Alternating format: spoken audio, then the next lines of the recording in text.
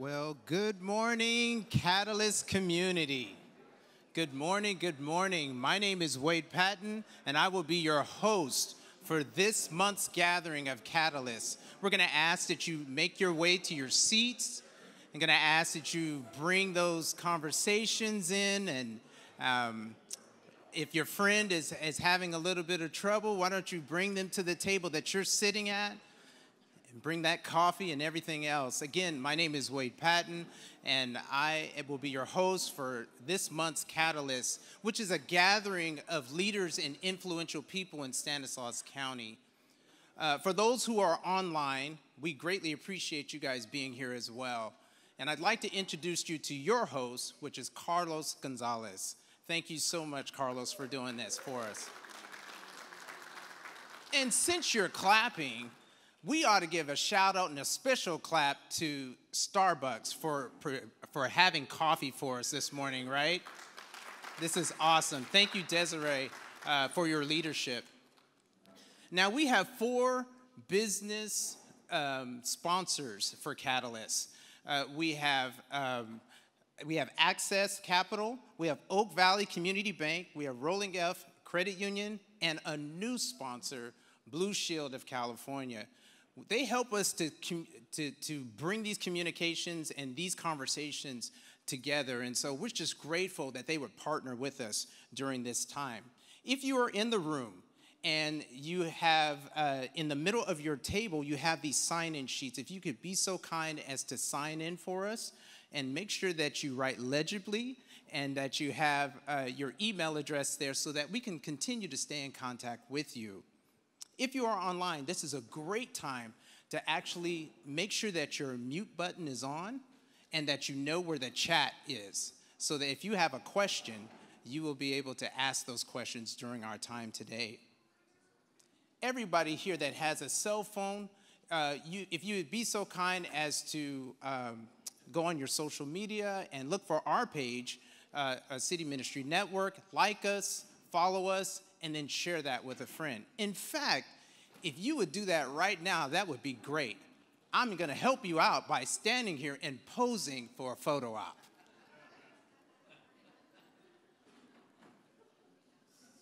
Silly, right? I know. Catalyst is a place of fun. Catalyst is a place of conversation. Catalyst is a place where we can inspire and talk about the things that matter in our community. But Catalyst is also a safe place. This is a place where we can have those in-depth conversations with diverse people and with different perspectives and go out from here and have and better our community with some of those conversations and those relationships. Our hope is that you would find somebody that has like vision, that you can build trust, and you can continue to work on the issues that will help our community. At this time, I'm going to welcome our first guest, which is Scott Kuykendall, to the stage. And I'm going to ask that you would welcome him up after I tell you a little bit about him. Did you know that in 1994, he started teaching as a high school teacher locally? Did you know that he also graduated from Stanislaus State? He started off as a vice principal, and then he went on to be a director, and then he also went on to have a position with the superintendent of education options for SCOE. Would you please welcome my friend and yours, Scott Kuykendall. Thanks, Wade. Thank you, Wade, and great to be here. This is such an awesome event. I am truly amazed at just the organization and everything that's going on this morning so early.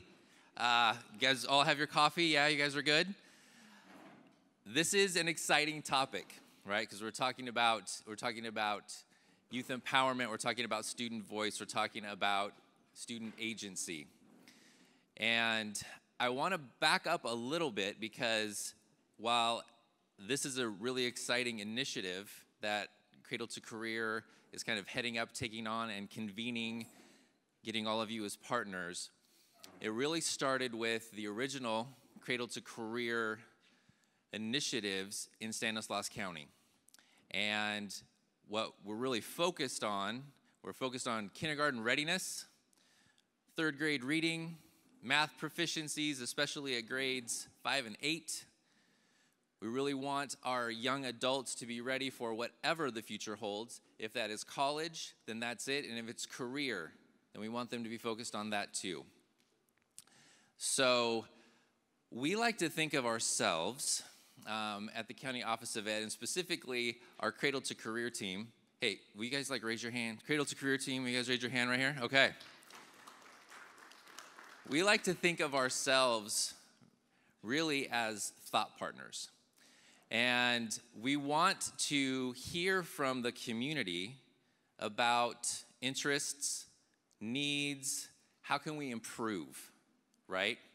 So in 2020, the topic that started percolating and bubbling up to the top was about youth empowerment and student voice. And so our team got together with other folks, and through a series of meetings, and as you're going to see here, there's actually a blueprint that was developed. We kind of defined what we meant, as you can see behind me, when we're talking about youth empowerment. And we've come to a point now where we are partnering with a variety of folks. We have additional events planned. But just personally for me, and there are a lot of reasons why this is an important initiative, but for me personally, being in the position that I am, when the leaders in our community, and I think this happens more than we would like to admit, when the leaders in this community truly do their due diligence and do the research and discover what programs, what pathways that would be useful and are needed for the young people in our community. When they do all of that work, but then fall down when it comes to accessing those programs, when we make those programs complicated to access, difficult to access, complicated to navigate, to the point where a lot of times our young people will just throw their hands up. And I just want to be honest with you all, and I'm part of this problem, that we are not immune to this here in Stanislaus County. So when we have the opportunity now to hear from our young people who are trying to navigate these systems, who are telling us, and we need that feedback, these are the folks we need to hear from so that we can improve that access, so that we can improve lives. That is my personal take on why I really believe that this is something important that we need to do here as a community. And again, I'm so excited that there are so many partners. So you can access the blueprint that was actually created. I think there's going to be a QR code. There it is. There's a QR code up here. It's a fantastic document. It's comprehensive if you want to know more about it. And all of our partners at this point are listed on there. And it's fantastic. So excited about that. I now have the opportunity to introduce a fellow educator, one of the newest superintendents here in Stanislaus County, Dr. Reyes Ganas. You can call him Dr. G. I'm going to have him come up. He's just now, as of July 1, taking the reins at Patterson Joint Unified School District. So, Dr. G.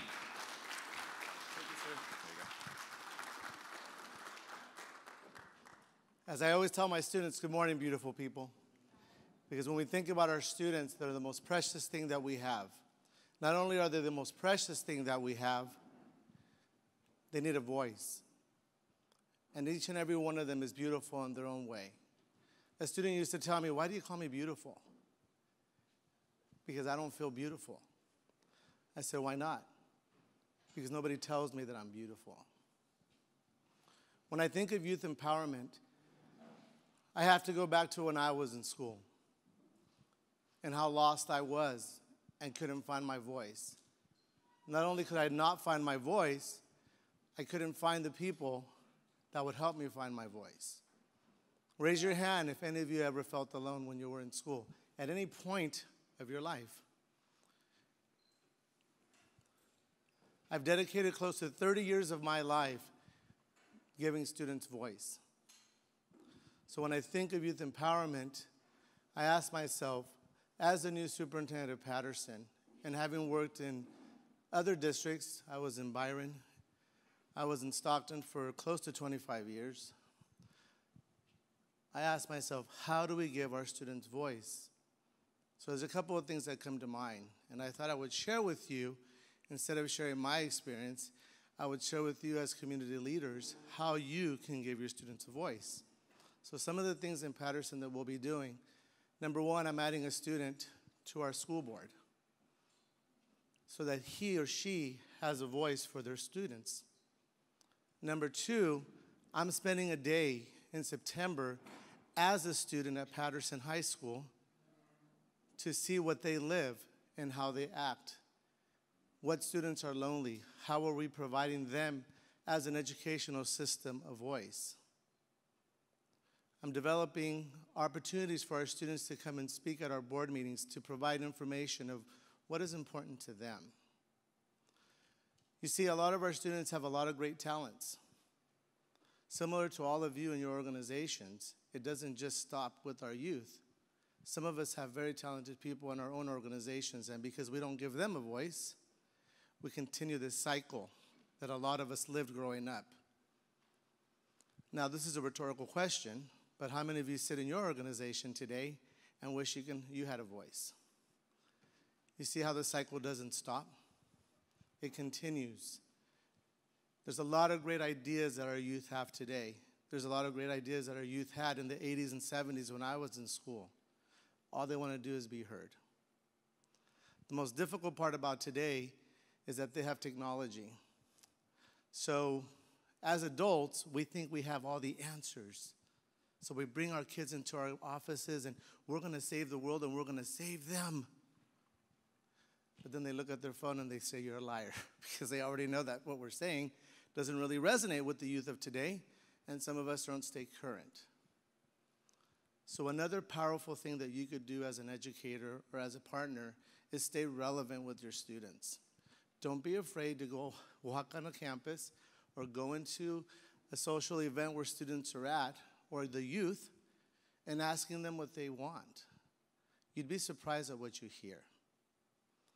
I commit to you that as long as I'm in Patterson and in our community, I will help you empower our students to give them a voice. Thank you. And this man needs no introduction, so thanks, Wade. That was awesome. That's awesome. We've got some powerful people in Stanislaus County. I don't know if you knew that, and I'm also including you in that. In fact, this is a time for us to actually hear how powerful some of these people are. We're getting ready to enter into a time where you will be divided by color on your name tag. So if you didn't get a name tag, go real quick back there and get a name tag. Real quick, because you want to be included. Each one of your name tags has a dot on it. That's the place where you will start. Now, we have organizations that are here, here in the room, that will have a total of 6 minutes. If there's 2 people there, they will have 3 minutes apiece to tell you 3 things. The name of their organization. They will also tell you what they're doing in the community. And last but not least, they will say the most important thing. What does youth empowerment look like in their sector? So as you're going around and you're listening to this, you're gonna listen to both of the organizations that are there. We're gonna change when you hear music playing, okay? It'll be some familiar music. It'll be fun, okay? So you don't have to be scared. In fact, get the jitters out right now. Just shake just a little bit, right? Just shake, right? Okay. Now, last but not least, if you will see some extra chairs in front of the table. Those are for the people that need to sit down. Please leave those for our guests that might need to sit down during the presentation. Okay? You guys ready? You guys ready to try it? Okay, so look down real quick, see what your dot is, and go to that color of the table.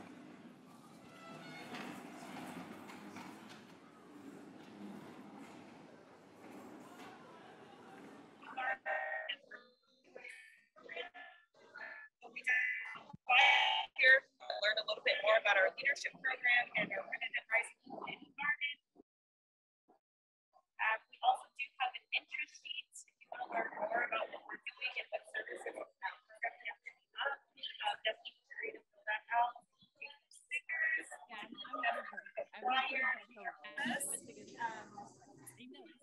Questions for us?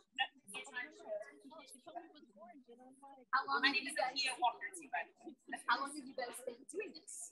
Since 2020, so August 2020. So we're relatively new in this area. Oh my goodness. The main target is middle school, high school. So ages from like 5 years old all the way through 26. Our tutoring program is kindergarten to 8th grade. And then our leadership is Rising Community Garden is ages from 12 up to 26.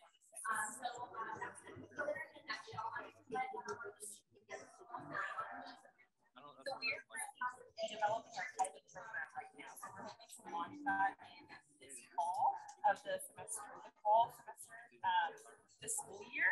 So we have got to do a couple of pilot tests with Boys and Girls Club, and some of those activities were around like equity and diversity. Some activities teaching them about their skin color and how to appreciate and embrace that.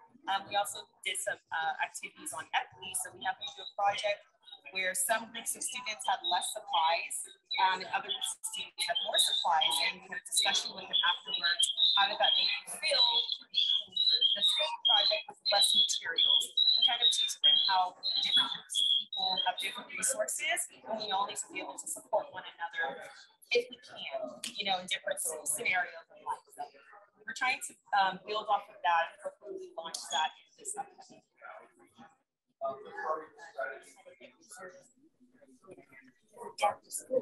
Yes. Yeah. So we're connecting with Modesto City Schools right now in their tutoring program.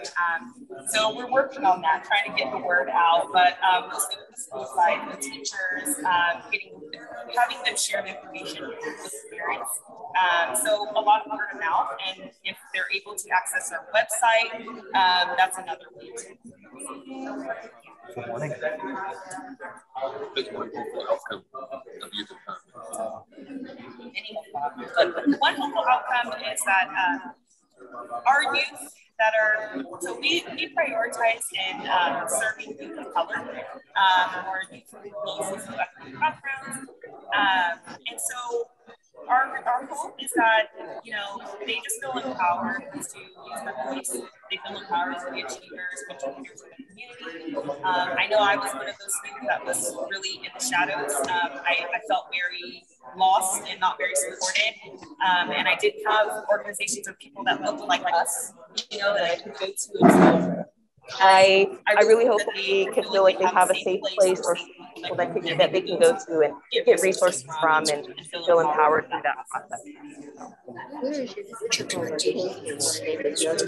Come to you. Where do you want it at? Yeah, our physical office location is the Weed, so 8th Street. So we're Where in. the teachers come for your program? We currently do our programming remote or at school sites. So we don't have any in-person office services yet. So they would go after school to you right at site, like in the gym or something. Yes. Okay.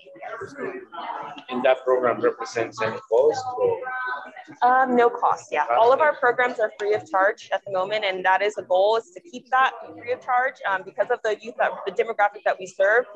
We're really about building that equity. So in order to do that, we don't want to, you know, charge them to, you know, access these services.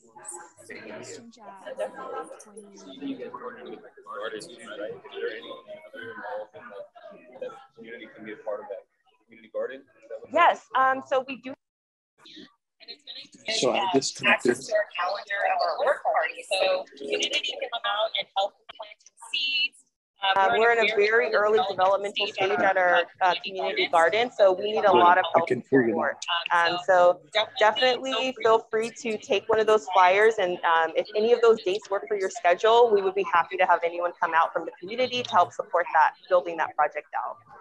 Where is the community garden? I didn't quite catch that. Yeah, sounds great. yeah, it's such an amazing project. It's actually in West Modesto on Locust Street. So it's right next to the Modesto City Schools Administration building. And they have a whole lot of land, and that's where you can go and develop seeds. Yes. Last week, which was really exciting. So we're over the next few weeks, through the rest of summer, we're going to be continuously planting seeds, and hopefully we'll have our first harvest this fall.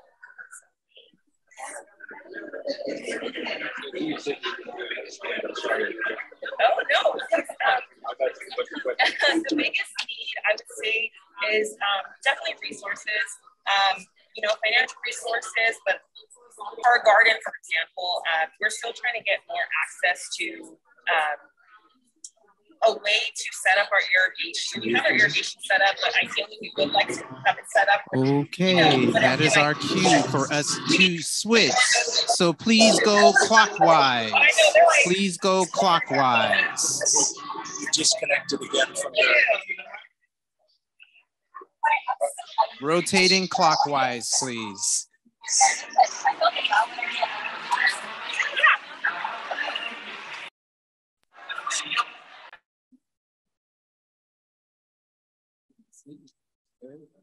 Good. Awesome. Welcome, virtual crew. Good morning. Good morning. Thanks for being here. Thanks, Sophia. All right. It looks like we have everyone from the purple crew here. So my name is Erica Perry, and I help coordinating the Leadership Academy program at the Stanislaus County Office. You got a card? And Leadership Academy is open and seniors throughout Stanislaus County, whether they attend public or private schools, they're welcome to apply. It's a pretty competitive application and interview process. We then select about 30 students, and they join us once a month throughout the school year, where we take them out into the community to businesses and organizations where they actually have the opportunity to see the behind the scenes operations of different career sectors. They're able to meet business and community leaders, to make great connections, to meet peers throughout the community that they wouldn't otherwise have the opportunity to meet. They also participate in several volunteer events or opportunities, so they get really connected with their community and how they can give back to their local community. And then at the end of the school year, they also have a commencement ceremony, kind of like a graduation. It's our own little graduation ceremony where they receive a $500 scholarship for participating in the program. So that's kind of Leadership Academy in a nutshell. But for the third question, in terms of what youth empowerment looks like, I have a Leadership Academy alumni, Avneet, who just graduated our most recent class in May. And so I'll let her share with you what that looks like. Hi, everyone. So I personally, from Leadership Academy, I take youth empowerment as going out into the community, exploring the community. In high school, as a freshman and a sophomore, I really didn't know much about the community. I didn't venture out that often. And through here, I gained that confidence to go out and learn about the community. And there's so many more people and groups out there that I had no idea were actually out there. So I think just being able to become more confident with myself and give back to the community and support the community. What was your favorite place that you visited? Ooh, so I'm in the medical field, so I think healthcare was my favorite, but I think law enforcement and the ride-along with the police officers was definitely a new experience that I really, really enjoyed. All right, I'll pass it off to our table mate. Thank you. Hi, my name is Justin Lopes. I am the Area Director for First Priority of America Central Valley Chapter. First Priority is a strategy to connect the church and to reach the campus for Christ. It's intended to change the spiritual climate of the school and the world through students. One of the things that we're doing, or some of the things that we're doing that pertains to youth empowerment, is that these students meet on a weekly basis on a non-curricular time, and the club engages students on 4 levels. Students are equipped to share the gospel, which is the good news that there's a God who loves them and sent his son to die for them, that there is a God who wants to have a relationship with them, and they can find hope, peace, and purpose through him. And then students are also empowered to share their story of faith in Jesus. Students are also invited to to bring their non-believing friends or friends that they see that are hurting or just want someone to have a conversation with. And then fourth, students talk about the importance of being connected to Jesus, the local church, and in the club. Some of the outcomes that we see with a lot of these students that are participating in the clubs, that students have a place to belong and experience community on their local campus. Also, students learn how to public speak, how to actually share their stories. Students learn how to organize and run a club. Students also learn how to reach out to friends and have genuine conversations face to face with one another. And students learn how to look past themselves and see the needs of others on their campus. Thank you. How many groups do you have? How many campuses? How many? Yeah. Pre-COVID, it was about 15 campuses. Okay. Now we're building back and trying to get the student involvement again. So right now we're at about 5 or 6. Yeah. Got it. Yeah. What schools are you located? So right now it's Turlock, and then Merced County has a few campuses too. So trying to expand this, whatever students are interested in. Yeah. Did you do Zoom during COVID? Yes. Yes. Yeah. It was rough, but there were students that wanted to still reach out to their friends, and they would bring care baskets to their friends that they knew that were stuck inside and missing their, and just knocking on the door and saying hello.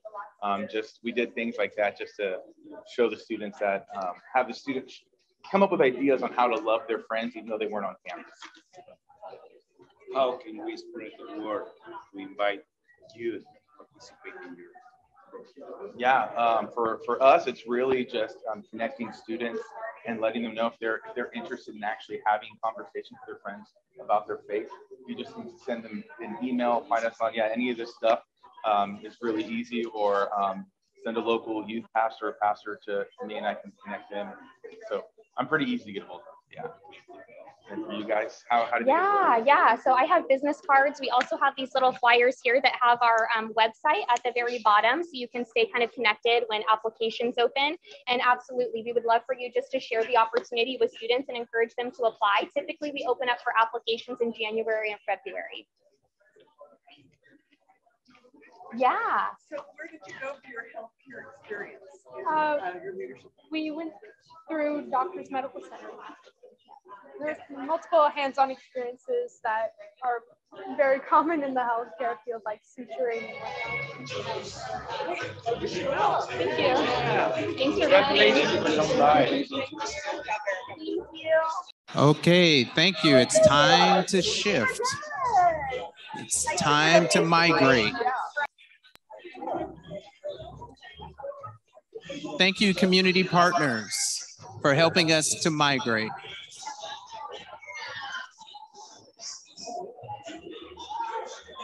Looks like you're filming yourself.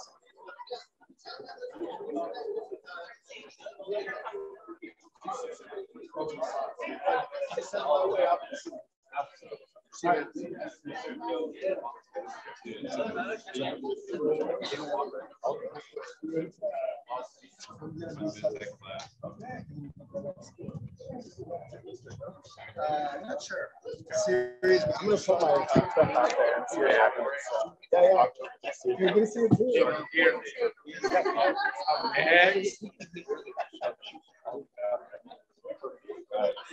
Oh, well. So we'll get started. We started last time, so we'll keep going. Look, you guys want to take it this time? You go first. Okay. So good morning, everybody. My name's Dustin. I'm the program manager for Project Yes. Project Yes is a youth employment program. Our focus is employment and helping young people find work, self-sustainable work, and self-sufficiency through employment. But now we do a ton of other things to get to employment. It's actually very easy for us to get young people jobs for us in the community. The more challenge is actually helping young people keep a job and retain that, and then be promotable and move up to self-sustainable work. So we do a ton of things: education, leadership, financial literacy, vocational training around that area. Now, the youth empowerment, the leadership aspect is sort of here with me. Okay, these are young people that have been through our program and now are staff in our program. And so for us, for me, it's really important I put my money where my mouth is. And so if we're going to talk about those kinds of things, then I need to be able to go back and hire staff hire young people that know and are much more relevant than this little white guy, much more relevant to our young people, to get that message out and also help design the services that our young people are looking for and need. So we do a ton of stuff. This 3 minutes is not nearly enough time. So if you have questions, feel free. I don't want to take too much of their time either. So if you have questions for my young people, my staff, please ask away. What was your favorite part of going through some of the classes and things like that? What helped you the most? Well, I was part of the program when I finished my high school, and I had no one to believe in me. I had no work experience. Nobody will hire me. I will put applications and nobody will ever call me. So I heard about Project Ed. I went in, they talked to me, I followed with the classes, and they gave me a chance. They heard me out, they were there for me, and I'm working with them, and that's awesome because young people need people to actually believe in them and to be successful in life. I think for me, what was important and what helped me was just having, I didn't have support. And so the staff at Project Yes, when I was a client, was really there for me to build like my work maturity skills, leadership skills. They invited me and I volunteered to various community events, and that helped me really grow in a professional way, because I was so used to, I grew up in the South Modesto, and so you know, all I knew was just, you know, South Modesto is infested with just nothing but gang violence, and you know, and so that's all I knew, and it was my norm. And so coming to Project Yes and seeing a whole different environment, I wanted to be part of that environment. I wanted to serve the community and be just inspire those youth that come from the same area that I come from, and that you can get out of that and find something better. And so for me, it was important that I had support at Project Yes, and they really empowered me to get out of my comfort zone, out of my norm, and really explore a career. And I'm glad I'm here because I can serve the youth that I serve right now and give them that opportunity that was given to me when I was in Project Yes. We don't want to take up too much of their time. So if you have more questions, a lot of you already know us. I'm John Torres. I work with City Ministry. Our organization is our program is the Latino Leadership Initiative. And so I thought it would be more important to hear from people that graduated than listening to this guy talk, right? So Ulysses is going to share a little bit of how it was helpful. Yeah, as you can see, there's so many different organizations that to be grateful for, and I had the privilege to be part of this one. For myself, I grew up in the South Side Modesto. Kind of grew up a little isolated, kind of disconnected from what the downtown, what public service, what governance even looked like. And at the Latino Leadership Initiative, it really gave me an opportunity. As I went off to college and came back, within a year, because of LLI, I was connected to employment.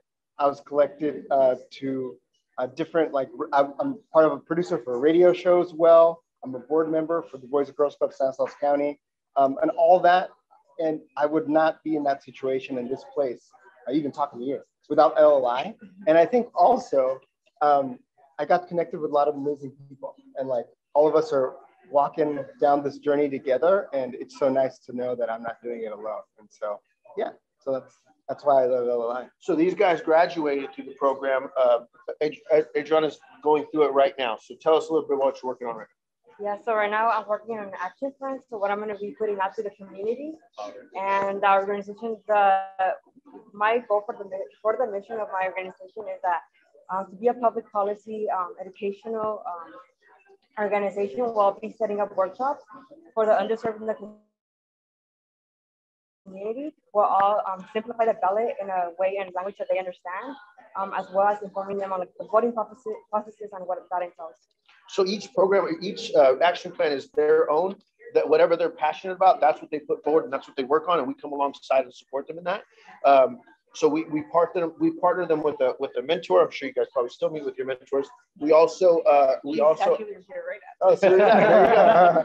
we also try to get them a part of a board. So the reason this all started is the leadership in our community just didn't reflect the population. And so we thought, hey, what is that about? Why is that happening? And instead of throwing stones, we thought, you know what? We're running into some amazing leaders. Why don't we put them in front of the other decision makers in the community? And the decision makers in the community are meeting them. Sue Wallen's one of them. She was at the graduation last time, the mayor, and they're just awesome people. So we put them in the same room. They're really the driving force behind what we do and how successful things have been for us. So here's the invitation to the graduation. So Adriana's graduating this Saturday. So if you are available, please take one of these and come join us. If you want more information, my number is on the bottom there. We can connect that way. And then if you want to support us financially, there's a donor card, the white one there. You can give a couple million. It's cool. That'll work for me. Yeah. Any questions? Go ahead and let us know.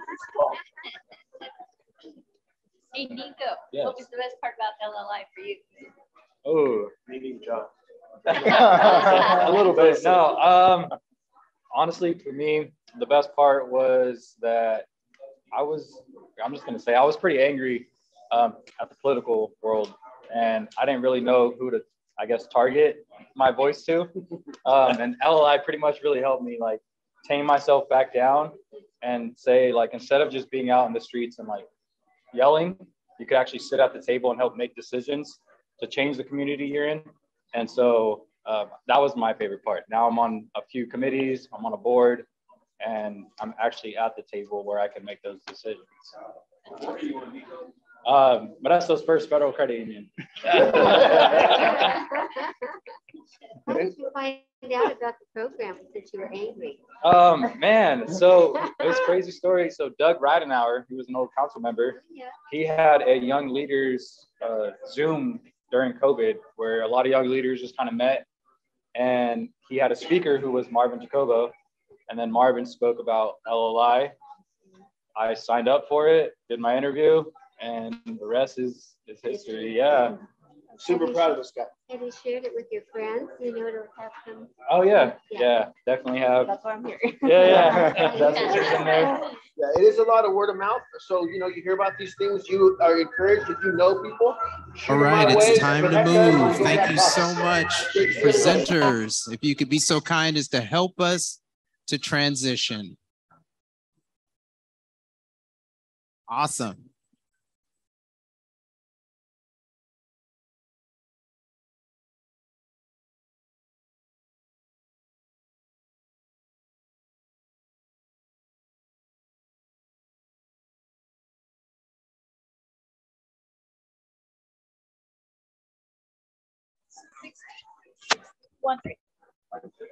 Okay, thank you. That will not be hard here. My entire life, starting in elementary school, my teachers always told me, "David, I can hear you," and it was never in a good way. So, my name is David Collins. I'm from Center for Human Services. We're one of the largest mental health serving nonprofit organizations in Stanislaus County. We've been around for over 50 years, and we're just really happy to be here. Happy to have all the partnerships that we do with a lot of great organizations in Stanislaus County. So we operate a lot of school-based services, counseling services, social emotional coaching services, prevention, education, intervention services for students in many schools all throughout Stanislaus County. We also operate several family resource centers that are operated in different communities in the county so people can access services close to where they live. But today I just want to briefly highlight one of our newer programs, the Youth Navigation Center. It is actually a collection of 4 different programs that kind of operate under one roof together. The Hutton House Runaway Shelter is the only shelter of its kind between Sacramento and Bakersfield, and it's here in Modesto. So that is for 13 to 17-year-olds who are experiencing a challenge at home. Rather than run away and be on the street, it provides them with secure shelter, some counseling services. There's just food, a place to learn some skills. They still have to go to school, and it's not a secret place to hide either. We do contact the parents and let them know that's where they are, and that is for that reason, or that we offer family counseling to those families as well. But the number one goal of that program is to reunite those families. The Navigation Center also houses the Pathways Transitional Living Program for 18 to 22-year-olds. Gives them kind of longer-term shelter, some life skills, job skills, substance abuse counseling if needed. Teaches things like how to balance your checkbook and how to prepare a meal and how to make healthy food choices for themselves. The other program that's there is, one of the other programs there is the low barrier drop-in shelters. So that's for, again, for kind of transitional age youth. They can hop in there, and low barrier is low barrier. There's not much that's going to prevent them from receiving services in that organization, because we really just want to treat the shelter situation first, and then we can address what else might be going on. But it's kind of a shelter first approach, and then we can look at sobriety, substance abuse counseling, mental health counseling, all those extra supports. The final program that we can highlight there is a housing program, because not only do we want to transition young people from their crisis to the services that we have, but we want to be able to successfully transition them out of our services as well to longer term permanent housing. So we have a staff member who works with them on just how to become more independent and get some secure permanent housing for them. Like everybody else, I'm also severely understaffed. So if anybody knows someone who has a bachelor's degree in psychology, human services related field, please send them my way. Here's a flyer. I joyfully give them the best job they will ever have in their lives. So. Thank you. Hi, we're with Stanislaus County Behavioral Health Recovery Services. Most specifically, we work with prevention early intervention. The way that looks is we get to go out into community. We share messaging around mental health awareness, stigma reduction, suicide prevention. We also have one of our community engagement people there who's hiding in the back. Hi, Jose. But he works specifically with the Spanish-speaking population. We also have different cultural collaborators that we fund. This is people who go out into their specific communities of unserved, underserved people who are able to share how to access community service. Well, we also talk about how to access services in our community, but they most specifically will help connect people to different resources and supports. We have our lovely promoters network, which is probably our most popular one, but these ladies are awesome. They not only do all things of wellness, physically, mental health, they will, some of these ladies even went out and became Zumba instructors. And so, you get a little movement in, get a little exercise, get the blood flowing. The way this impacts our youth is when you help families, you help young people. We also are most recently funding an RFP with El Casino, where they are coming up with a position called the Youth CBHOW, that is community-based health outreach worker. And so these are young people who are reaching other young people to support, engage, encourage them, and help them to connect to services, whether that's mental health services, whether that's physical health services, whether that's, hey, let's just go and see this poetry slam and just kind of chill and vibe and connect. So it can look like a lot of different things. We also have our own youth leadership initiative that Lupe is over, and so I will let her speak. So a little bit of what I do, I'm a youth specialist with PI. I work with the youth from South Modesto specifically. The youth group I support is called South Modesto Youth Leadership. And work I do with them is just kind of like getting them familiar to how to access mental health services, resources in the community. These youth are exposed to a lot of risk and factors and ongoing stress, trauma in the community, a lot of stigma. So trying to reduce that and then just exposing them to protective factors by getting them connected to all these resources we have. We do have some things that you can have if you like. We have stress balls here, which I will say for the record, do not throw them at people that stress you out. That's not how you use them. Also, I'm not sure if you guys are familiar with a 741 number. It's a text line for youth. So that's a great resource to have. I'm glad that she mentioned that. We have these little postcards that are really handy for taking out and handing to anybody, or youth included. But our crisis support line is on top, the 558 number, 4600. In the middle, you'll find the access line to our services. So if someone needs services, they can call for an assessment. The bottom one is our National Suicide Hotline, which is transitioning to 988. So that you don't have to memorize such a long number, but fear not, this number is not going anywhere. So if people already have this number, it will still get answered. And like Lupe is saying, the 741, youth don't like to talk, they like to text. They can always call that number, or guess what? Now they can text 988. So that is all gonna function together. Good to know. Thank you so much, Lupe. I forgot about that. We also have these handy little sanitizers because we still need to be healthy and safe. So you just kind of take it off and spray. And guess what? Our QR code's on there. So if you need to get to our website, there you go. So you guys are welcome to whatever. We have pens. And I have pencils. See, we think alike. So you guys feel free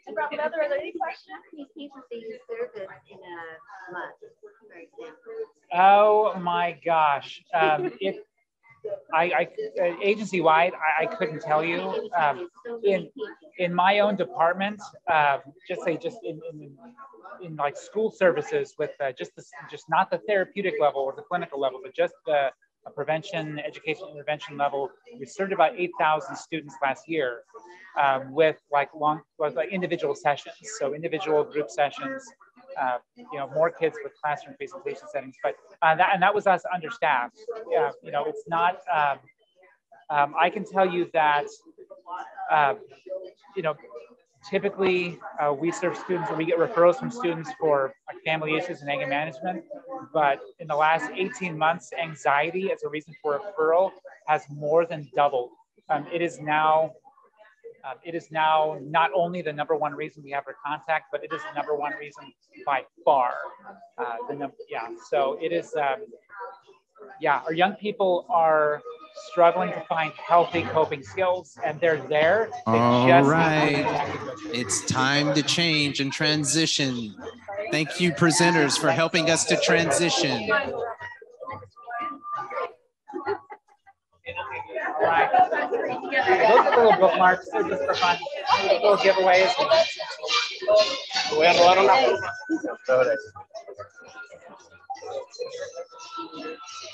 Yeah.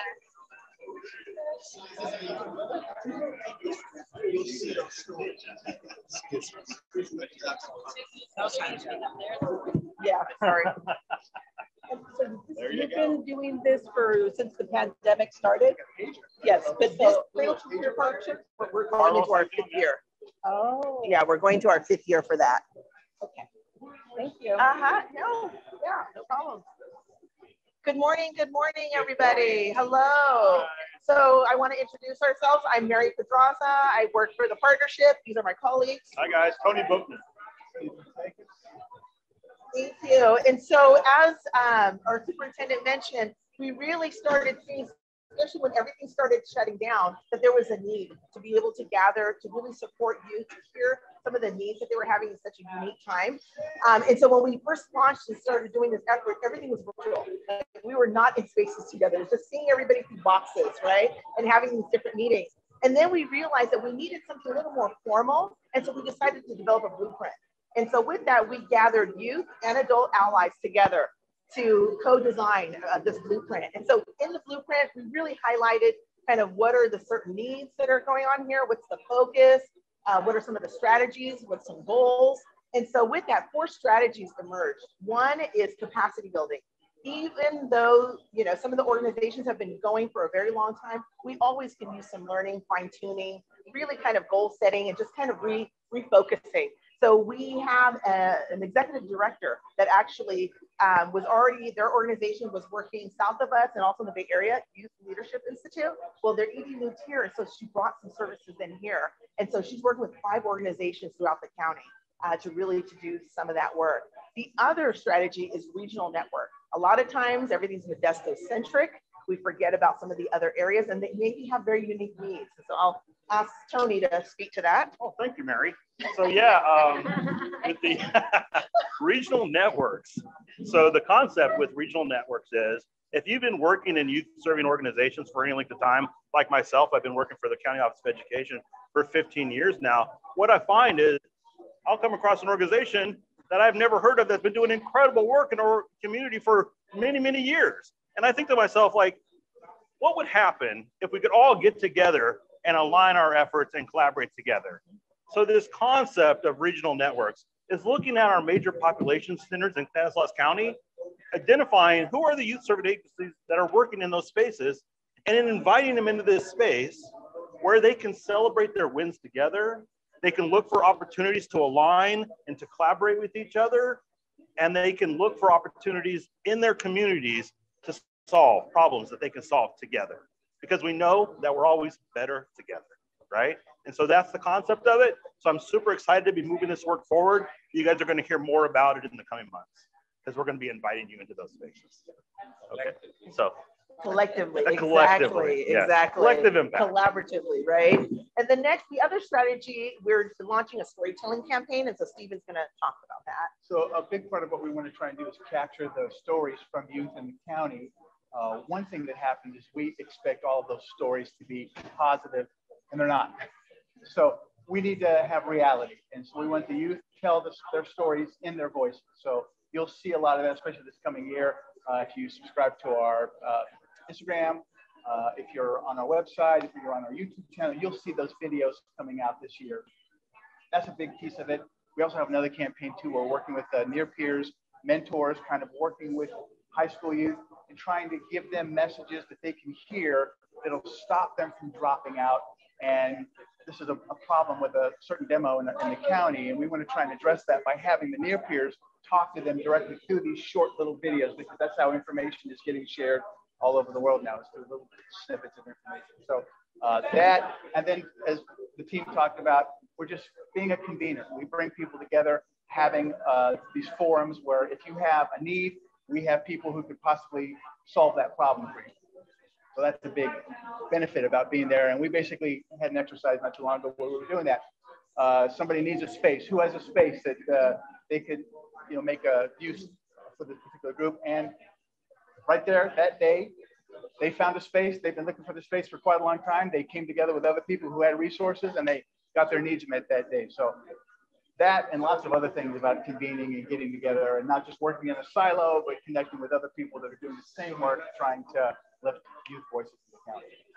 Yes, and so one of the other questions asked, what is youth empowerment? What does it look like, for us? And really, we have a lot of young leaders. We already have them. It's not about trying to mine and develop them. We already have them. So part of it really is us kind of moving out of the way, creating very intentional spaces for them to show up and be able to be very leaderful, and being in those spaces and empowered that way.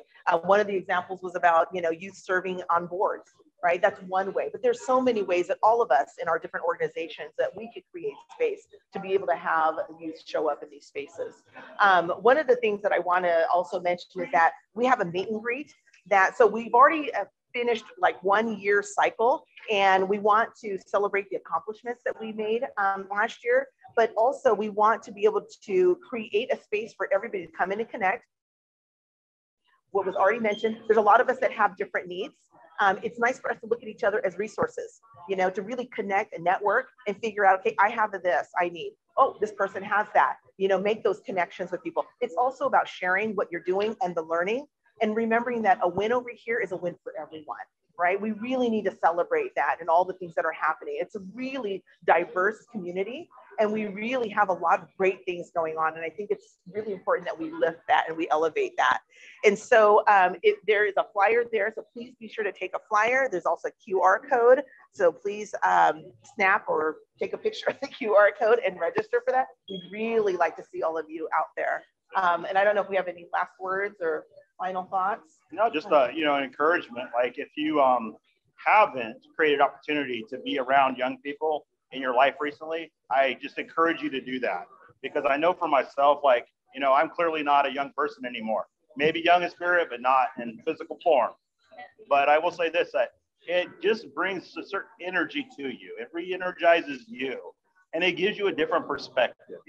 We say we, value diversity and inclusion. Well, one of the diversity aspects is age and generational. So look for opportunities to invite young people in. Mary said, in a couple other sessions that they're already leaders in our community. We just have to latch onto that and take advantage of the vast knowledge and information. We have tons of incredible, intelligent young people in our communities. Yeah. And we just don't tap into it a lot of times. So look for opportunities to do that. So one of the other strategies I forgot to mention was the youth convening. So we had a convening in April where we co-planned this with youth, and we created a safe space for them to be able to share things that are exciting, things that they're learning, but also their struggles, right? Also showing them access to we brought different vendors in so they can see what other type of resources are available to them. It was very youthful. I mean, I'm very young at heart, like Tony, not anywhere else. And so I felt very much engaged. Okay, thank you so much, presenters. We're gonna actually ask that people will come back to the tables. Please, thank you so much for your hard work and your time. Really appreciate everyone coming. Please come back to your tables. And actually, as you are making your way to the table, going to ask for our next presenter to come up. It's a face that we are all very familiar with. We know and we love. Presenters, I'm going to ask that you please allow the people to come back to the tables, please. We will have time to network afterwards. This is an awesome thing to see from this view. Thank you so much. And so without further ado, I'm going to ask that our Mayor Sue Zwalen, come and tell us about the city. Thank you so much. And of course, first of all, I would like to thank Catalyst for once again providing this opportunity to learn about youth empowerment in Stanislaus County. And as many of you know, education and youth are really important to me. And as I listened this morning, of course, I had some memories. And I thought back to when I decided I wanted to be a nurse when I was in 3rd grade. And I had my father's first cousin worked in a doctor's office, and she would often share experiences that she had, and it resonated with me. And that was when I decided I wanted to be a nurse in 3rd grade. Then, when I was in high school, we had what was called sophomore goals. I was talking about the music here. Most of you wouldn't recognize it unless you're my age or older, I think. A lot of the music was great to hear. But we were required to take sophomore goals, which was a class I did in summer school at Davis High School between freshman year and sophomore year, where we learned our aptitudes. And I learned that social services and helping others was a strong point of mine. I knew that I was stronger in English courses and reading more than sciences, so I knew that would be a hurdle when it was mentioned that it's not always a smooth ride. But my counselor at Davis High School, whose name was Jim Enochs, supported me in that and was so encouraging and supportive in my efforts. So as I thought this morning, when these 2 young women knocked on my door and said, if you get to be elected mayor, we want to bring the Youth Commission back to Modesto.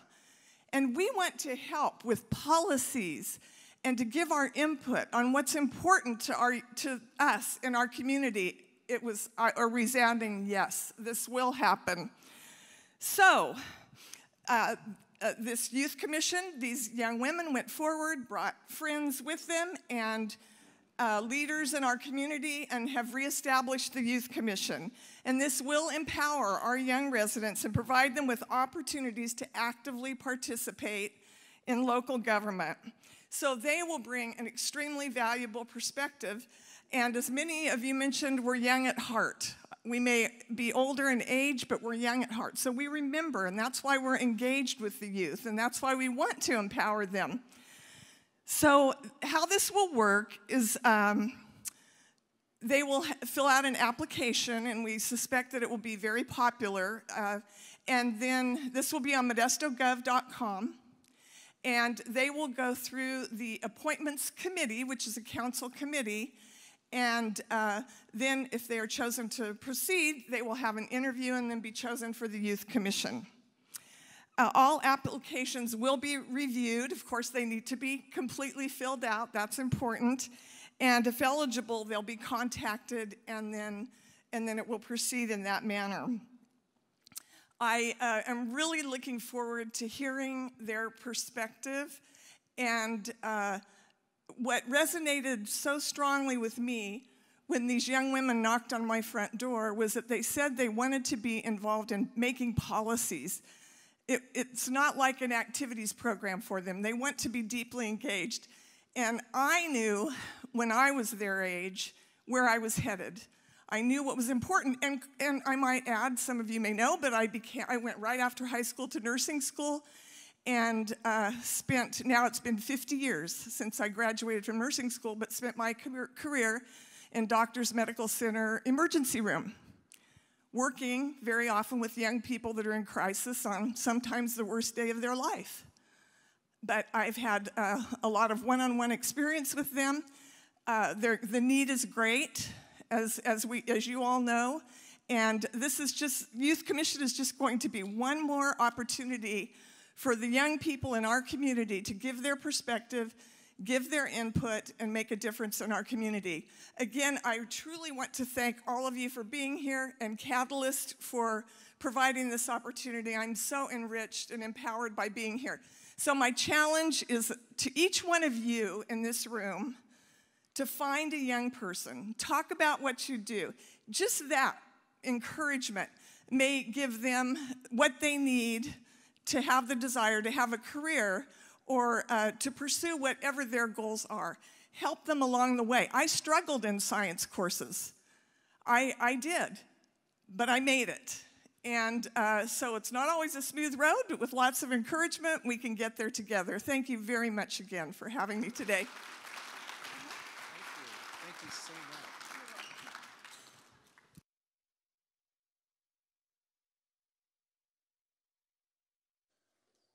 Mic check. Hey, all right. Thank you again, everybody, for being here. This has been an awesome morning, right? Hopefully you feel that. Real quick, if I could just have, if you are serving youth within our county and you are in the building here, would you please stand to your feet so we can give you a round of applause, please?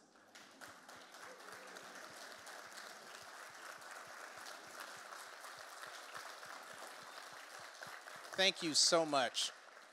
I know that doesn't do justice to the many hours that you spend and the countless times that you yourself have possibly cried over some of the stuff that you see that the youth are going through. I appreciate you. And more so than anything else, I see you. And thank you so much for doing what you do. It touches and warms my heart in such a way. As I was preparing for this, I saw this on Pinterest, and it's a simple light bulb. It has candy, it has lemon head candy in it, and on the tag here it says, "Thanks for being a light." Each one of you that is serving today, that is here, please help yourself to at least one and take it. Thank you for being a light. It's back there in the back. Thank you so much for being here.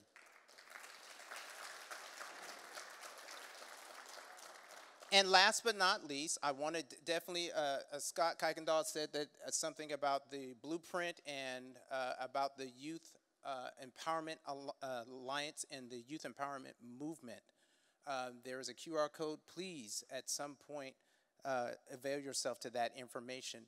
At this time, I would like to welcome up Marvin Jacobo at this time. Thanks, Wade. This is a hard copy for those of you who are old school of the blueprint. So you can have my copy if you want to.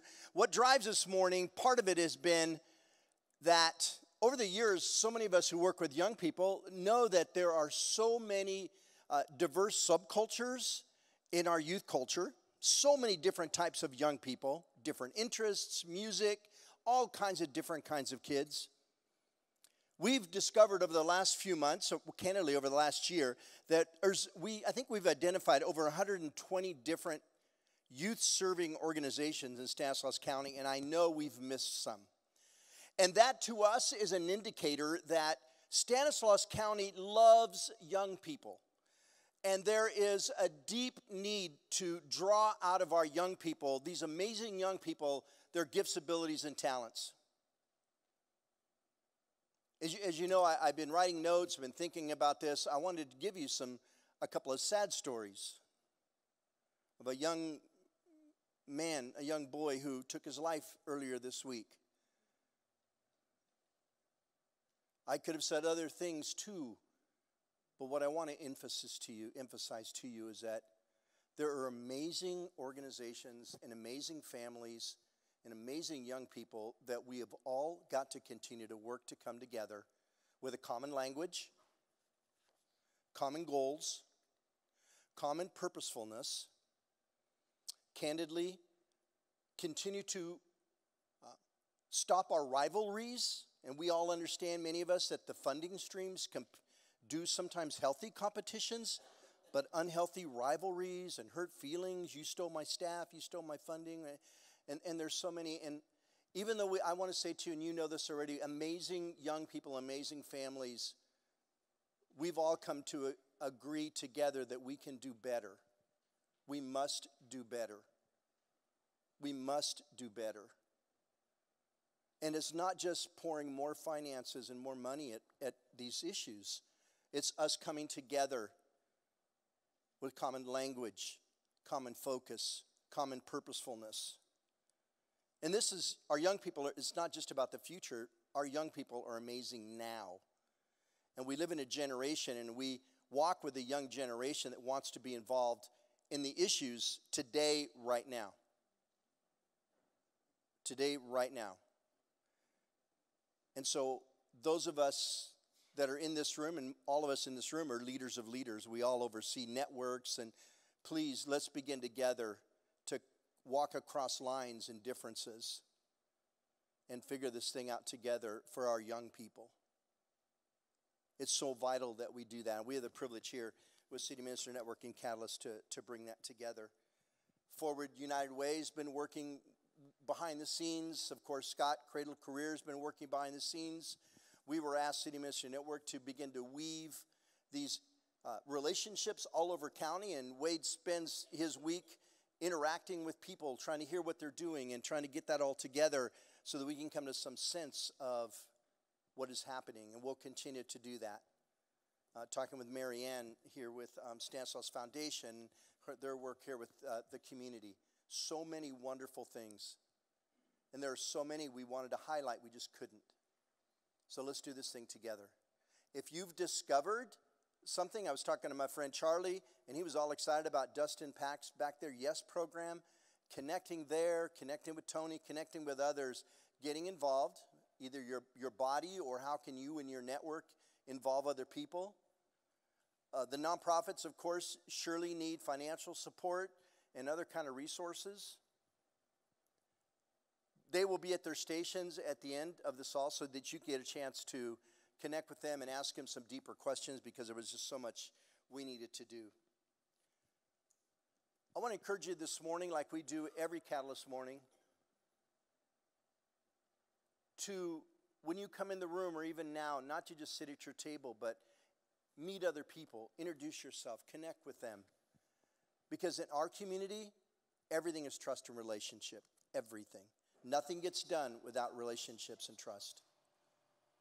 So it becomes important for you because you become a better human being, and the other will be the one you're connecting with too, to know. So I want to encourage you, please, continue to meet with people later this morning or tomorrow or this week. Please share what's happening in the county with youth empowerment and empowering youth, giving them their place in our community. I want to, at this time, I have a privilege want to introduce you for next month, my friend Susan Beasley from the Parent Resource Center. And come on up, Sue. Be careful on that step. We are going to continue next month. We've been highlighting all the organizations, the work that is around youth empowerment. And I've asked Susan with some other organizations to share with us what we're doing next month. Go for it, Susan. Good morning, everyone. I'm Susan Mendieta Beasley, and I'm really, really thrilled to be here. And it's so great to hear about all those programs.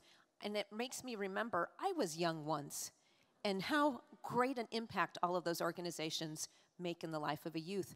So the work that I do is from the Parent Resource Center. We are one of about 10 or 12 partners in Stanislaus County known as Family Resource Centers, or FRCs. Probably you haven't heard about those, so we're very excited next month to tell you and share our story. We're almost like hidden gems in the community. People seek us out when they're in need, but we want our community to know that we're there every day to be a resource to our families, especially our younger families who have children 0 to 5, but also for those who have children that are 6 and 17. So we're going to be very excited to share the origins of Family Resource Centers, which started as what we used to know in our country as settlement homes back in the late 1880s. So come prepared. It'll be a little bit of a history lesson, but a lot of the current information, the resources, and what the current Family Resource Center looks like in Stanislaus County. Thank you. Fantastic. Thanks, Susan. We're excited to highlight again the collaborative work between some of the organizations that'll be happening. Laura Ward, Laura's in the back, once said to me, good morning, Laura, people are in a season when you just don't want information, you want to celebrate. And then I was talking with Andrew, where's our new public information officer? He was here earlier, I don't know if he's still here. But he said he was just talking about what he's learning, because I asked him, tell me what you're learning coming new to our community. We want Catalyst to be a place of celebration, because we live in a great place, and we all are in the middle of the muck and all that, so we can have those stories. But what the youth organizations have been doing, celebrate that. Family resource centers, you'll hear about that next month. Celebrating that, because there's been some incredible things that have been happening. I'm going to ask the boss to come on up. Gabriella is going to close for us, and then pray with us and close, and then we will let you hang around and talk.